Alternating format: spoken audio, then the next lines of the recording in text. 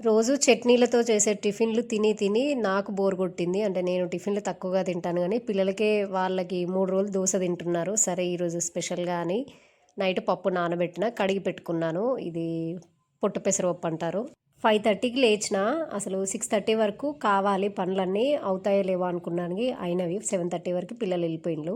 కానీ నా కిచెన్ చూస్తే మాత్రం ఇగో ఇలా ఉంటది. అంటే నైట్ తోముకోకుంటే మాత్రం ఇలా ఉంటది. ఒక్కోసారి నైట్ తోమి పెట్టుకున్నా మళ్ళీ ఇలానే అవుతుంది గదా అని ఇంక తోమడం మానేసిన. కాకపోతే అంట్లేమి ఉంచను ఇంట్లో.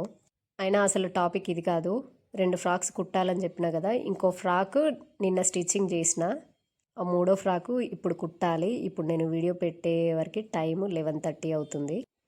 ఫ్యాబ్రిక్ మా ఫ్రెండ్ పంపించింది. స్టిచ్చింగ్ నేను చేస్తున్నాను. నా డిజైనింగే ఇదంతా. అంటే పింట్రెస్ట్‌లో చూసి డిజైను ట్రై చేశాను.